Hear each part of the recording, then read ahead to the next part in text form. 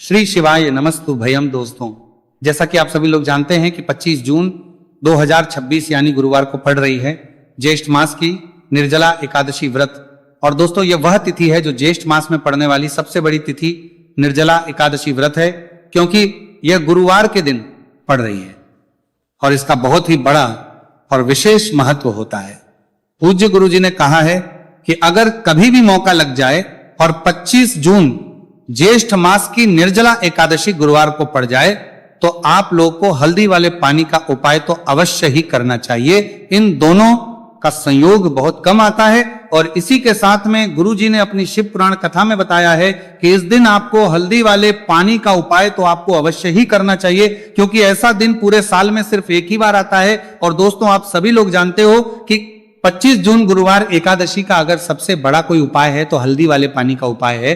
तो दोस्तों, इस गुरुवार के दिन आप लोगों को हल्दी वाले पानी का उपाय को जरूर करना है। बहुत सारे लोग होंगे जिन लोगों ने इस उपाय को ना किया हो, मतलब पूरा साल निकल गया, उन्होंने किसी भी दिन इस हल्दी वाले पानी का उपाय को ना किया हो। पर दोस्तों, आपके पास एक आखिरी मौका बचा हुआ है जो कि 25 जून के दिन है। तो इस दिन आप लोगों को इस वाले उपाय को जरूर कर लेना है। भले ही आपने पूरे महीने भर इस उपाय को ना किया है तो इस उपाय को ना किया हो, पर अगर आपने इस ज्येष्ठ मास के 25 जून गुरुवार एकादशी के दिन अगर इस वाले उपाय को कर लिया तो इस उपाय को करने का वह फल मिलेगा जिसकी आपने कभी कल्पना भी नहीं करी होगी। इसीलिए आप लोग इस वाले उपाय को एक बार जरूर कर लेना है, ताकि आप लोगों के हाथ से यह मौका ना जा सके और आपको इस उपाय को करने का फल मिल सके। दोस्तों, यह उपाय पंडित जी ने अपनी अभी की ही श्री शिव महापुराण की कथा में बताया है, जिस उपाय को आज हम आपको बहुत अच्छे से समझाने वाले हैं। इस वीडियो को देखने के बाद इस उपाय को समझने के लिए आपको कोई और को देखने की जरूरत नहीं पड़ेगी। तो चलिए दोस्तों, उपाय को शुरू करते हैं। देखिए, ये इस ज्येष्ठ मास के गुरुवार एकादशी के दिन ये इतना खास होता है, इतना महत्वपूर्ण होता है। देखा गया है कभी कभी बड़े बड़े पूजा पाठ अनुष्ठान से जो मनोकामना पूर्ण नहीं होते, वह ज्येष्ठ मास के गुरुवार एकादशी के दिन एक छोटे से उपाय करने से ही आपकी मनोकामना पूर्ण हो जाती है। और बहुत सारे लोगों ने इसको किया भी है और उनको इस उपाय को करने का फल भी जरूर मिला है। अगर आप लोग भी इस उपाय को करना चाहते हैं तो आप इस उपाय को पहले अच्छे से समझ करने को मिलता है, लेना, सुन लेना, उसके बाद करना। आपको इस उपाय का फल जरूर मिलेगा और इस उपाय को कर लेने से आपके घर में चाहे किसी भी प्रकार की दुख और समस्या क्यों ना चल रही हो, आपको उसका कारण भी नहीं पता है कि भाई ये समस्या किस कारण से चल रही है। उसका कुछ भी कारण हो सकता है, जैसे पितृदोष हो सकता है या किसी भी तरह का मंगल दोष भी हो सकता है। तो इस दिन आप लोगों को ये वाला उपाय कर लेना है।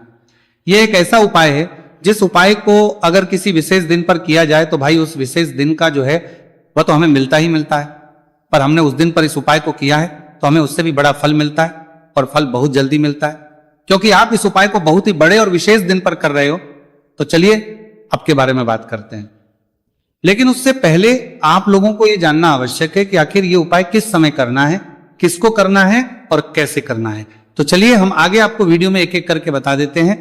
लेकिन उससे पहले अगर आप लोग हमारे चैनल पर पहली बार आए हैं या फिर मेरी आवाज आज पहली बार सुन रहे हैं तो हमारे चैनल वास्तविक जानकारी को सब्सक्राइब जरूर कर लेना और इस वीडियो को लाइक करके कमेंट बॉक्स में श्री शिवाय नमस्तु भयम ओम नमः शिवाय जरूर टाइप कर देना। तो दोस्तों, इस हल्दी वाले पानी का उपाय को हमें इस गुरुवार एकादशी के दिन कैसे करना है, किसको करना है, किस समय करना है और कहां पर करना है, ये सारे सवालों के जवाब आपको इस वीडियो में मिल जाएंगे। और जो ये वीडियो देखेगा भाई, उसको हल्दी वाले पानी का उपाय जरूर करना चाहिए, क्योंकि इस दिन हल्दी का भी बहुत ही बड़ा और विशेष महत्व होता है। और जब बात आ जाए हल्दी वाले पानी की तो ये सोने पर सुहागा वाली हो जाती है और ये एक बहुत ही बड़ा उपाय हो जाता है इस 25 जून गुरुवार एकादशी का। तो अब दोस्तों, इस हल्दी वाले पानी का उपाय को आखिर करना किसको है, सबसे पहले हम लोग वो बात जान लेते हैं। तो देखो, घर की जो बड़ी माताएं बहनें होती हैं, उन माताओं बहनों में से कोई भी एक बड़ी माता बहन इस वाले उपाय को कर सकती है। और दोस्तों, अगर आप चाहें तो अपने घर में से सभी सदस्यों को भी इस उपाय को करवा सकते हैं।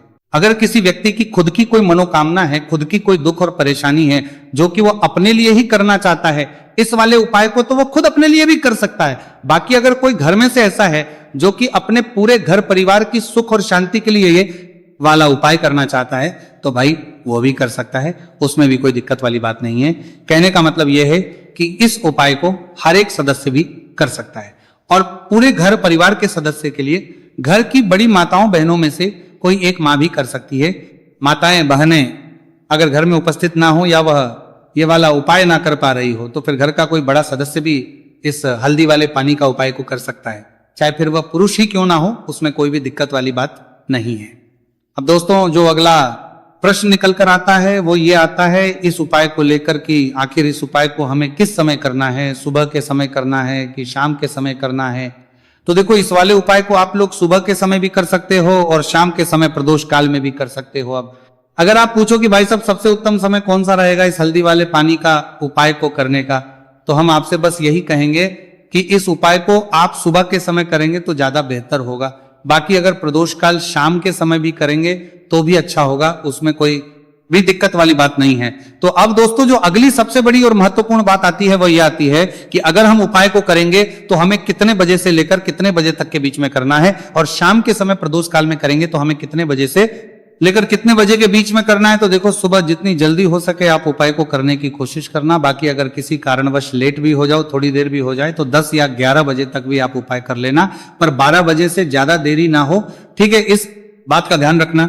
उसके बाद में दोस्तों अगर शाम के प्रदोष काल की बात करें, प्रदोष काल का जो समय है होता है वह शाम के 6 बजे से शुरू हो जाता है। मतलब शाम के 6 बजे से लेकर 7 बजे के बीच का जो समय होता है यह समय प्रदोष काल का समय होता है। तो आप इस उपाय को 7 या 8 बजे के बीच में भी कर सकते हो। मतलब शाम के 6 बजे से रात 8 बजे के बीच में आप कभी भी इस वाले उपाय को कर सकते हो, उसमें कोई भी दिक्कत वाली बात नहीं है। तो ज्येष्ठ मास के शुक्ल पक्ष की एकादशी को निर्जला एकादशी का पर्व मनाया जाता है और इस बार यानी साल 2026 में निर्जला एकादशी पर 3 दुर्लभ संयोग एक साथ बन रहे हैं। ऐसे में अगर आप हल्दी वाले पानी का उपाय कर लेते हैं तो ऐसा समझ लीजिए भाग्य आपका चमकता है और निर्धनता हमेशा के लिए घर से दूर हो जाती है। अब जो लोग धन की कामना करते हैं, चाहते हैं कि धन से घर भरा रहे और धन जो है घर में आता रहे, तिजोरी धन से भरी रहे, निर्धनता जल्दी से दूर हो जाए, तो आप समझ लीजिए कि हल्दी वाले पानी का उपाय आपके जीवन में महा चमत्कार करने वाला है। क्योंकि यहां पर सीधे सीधे आपको श्री हरि विष्णु की कृपा और उनका आशीर्वाद मिल जाता है, क्योंकि हल्दी जो है ये श्री हरि विष्णु से ही जुड़ी है और साथ ही साथ धन को बढ़ाने का काम बहुत तेजी के साथ हल्दी करती है। तो साल की सारी एकादशी में सबसे बड़ी एकादशी होती है और इस दिन से सारे शुभ और मांगलिक